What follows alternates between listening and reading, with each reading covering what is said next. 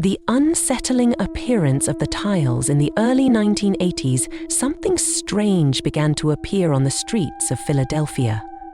At first, they seemed like innocent pieces of art.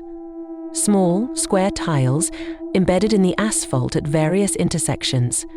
They were weathered, their surface worn down by the elements, but the carvings were distinct, cryptic, toyning. Idea of sins and corruption created in the past on planet Jupiter. These mysterious tiles spread across several cities, including New York, Washington, D.C., and even as far as South America. No one knew who was responsible for them. They seemed to appear out of nowhere, with no witnesses, no explanation, and no pattern.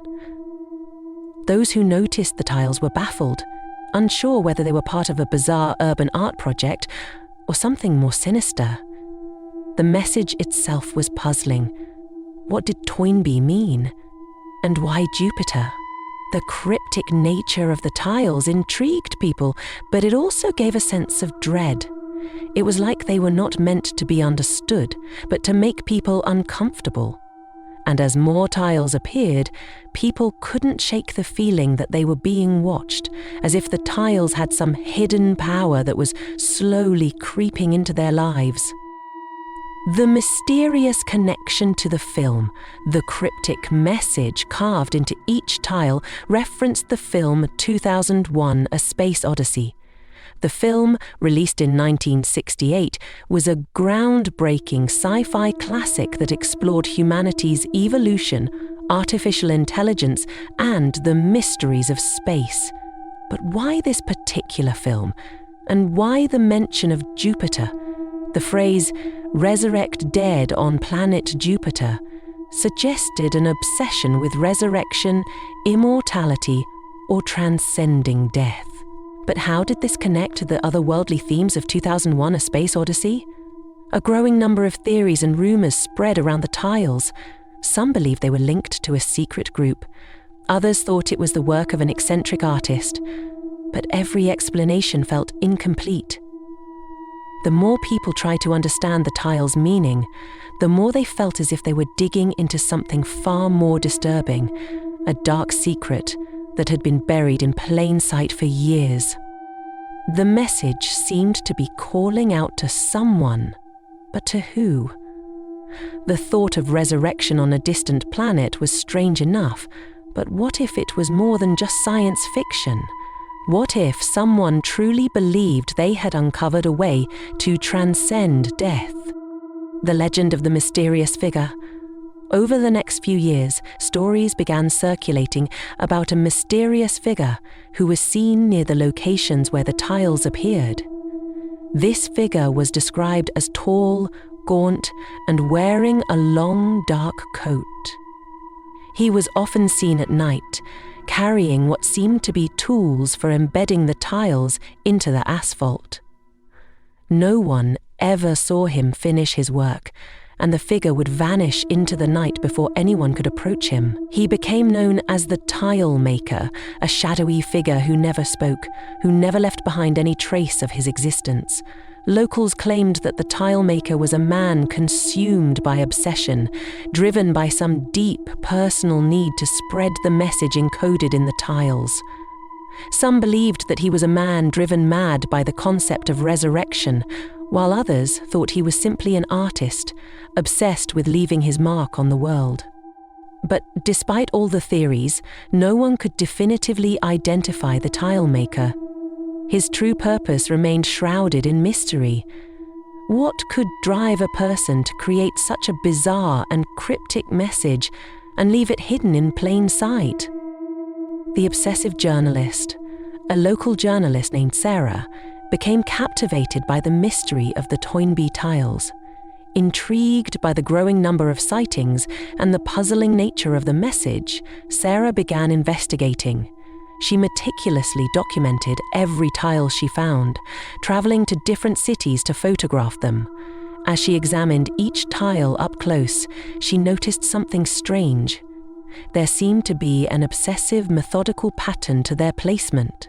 The tiles, were arranged in such a way that they almost seemed to lead somewhere, as though the path they created was pointing toward a destination. But where? As Sarah's obsession with the tiles deepened, she began to uncover more disturbing elements. People who had come into contact with the tiles began reporting unsettlement experiences, nightmares, feelings of paranoia, and an overwhelming sense that they were being watched. Even those who had never seen the tiles firsthand began to feel as though they were part of something larger, something ominous that they couldn't escape. Sarah herself began to feel the pull of the tiles, an unseen force guiding her towards something she couldn't yet understand. The dark secret of Robert Toynbee. During her investigation, Sarah uncovered an old journal belonging to a man named Robert Toynbee, who had once lived in Philadelphia. The journal, filled with bizarre writings and strange symbols, hinted at a deep obsession with the idea of resurrection.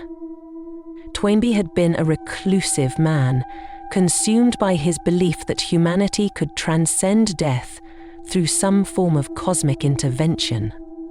His writings described a vision of resurrection on the planet Jupiter, claiming that the key to immortality lay in the planet's vast, mysterious energy. As Sarah read through the journal, she became convinced that Robert Toynbee was somehow linked to the tiles. His obsession with resurrection seemed to align perfectly with the message on the tiles, but there was something darker about his theories. According to his journal, he believed that the only way to truly resurrect the dead was through a ritual, one that required the souls of the living to be sacrificed. Could Toynbee have been trying to unlock some ancient secret? And had his obsession led him down a path of madness and death? The hidden message revealed. As Sarah continued to study Toynbee's journal, she uncovered a hidden message. An encrypted code that, when deciphered, revealed the chilling truth behind the Toynbee tiles. The message read, "The dead are waiting. They are watching, and they will return when the time is right." The revelation sent a shiver down Sarah's spine. Was it possible that Toynbee had somehow uncovered a method for resurrecting the dead, and that the tiles were part of a ritual to awaken them? Sarah began to realize that the tiles were not just a message. They were a warning. The Toynbee idea was not merely a concept. It was a plan, a terrifying blueprint for the resurrection of the dead, set in motion by the mysterious tile maker. The more Sarah thought about it, the more the tiles began to feel like a trap, an inescapable web that was slowly drawing her in. But she couldn't stop herself from searching for the truth, even though she knew that the deeper she went, the more dangerous it became. The psychic's warning desperate for answers, Sarah sought out the help of a local psychic, hoping to gain some insight into the dark force behind the Toynbee tiles. The psychic, a woman named Evelyn, immediately recoiled when Sarah mentioned the tiles. She claimed that the tiles were connected to something ancient and malevolent, a force that had been unleashed by the person who created them. Evelyn warned Sarah that the tiles were not just symbols. They were conduits, gateways to a realm where the dead waited to return. The psychic described strange, unsettling visions of shadowy figures watching from beyond the veil, waiting for the right moment to cross over into the world of the living. Evelyn told Sarah that she had to stop her investigation before it was too late. But Sarah was already too far gone. She couldn't ignore the pull of the tiles. The more she learned, the more it became clear that something dark and powerful was lurking just beneath the surface, something that would soon be unleashed. The final encounter, Sarah's obsession with the tiles, led her to a remote, abandoned building on the outskirts of Philadelphia, a place where she believed she would finally find the answers she was searching for. Inside the building, she discovered a hidden room covered in strange symbols and tiles arranged in a ritualistic pattern. In the center of the room stood a mirror, cracked and covered in dust. As Sarah approached the mirror, she saw something that made her heart stop. Her own reflection, but with a twisted, malevolent expression.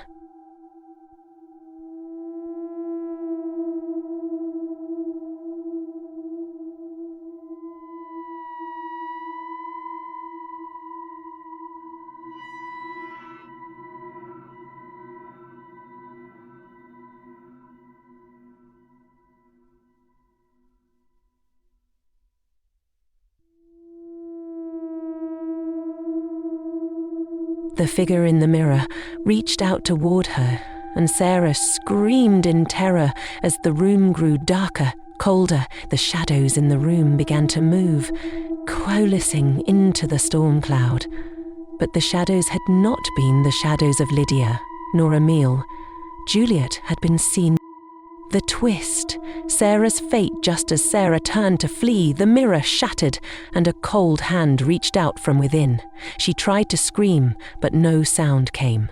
The shadows enveloped her, pulling her into the mirror, into the realm where the dead waited. As the last of the light in the room flickered out, Sarah understood the terrifying truth. She had become part of the ritual. The dead were no longer waiting. They had returned, and Sarah was now one of them. The final message? Weeks later, another Toynbee tile appeared on the streets of Philadelphia. The message was slightly different this time.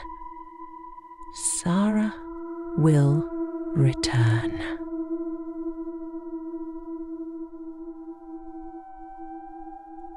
Light surface appeared. Everyone a cryptic reminder of the Toynbee tile, effaced, silent, patient, and ever watchful.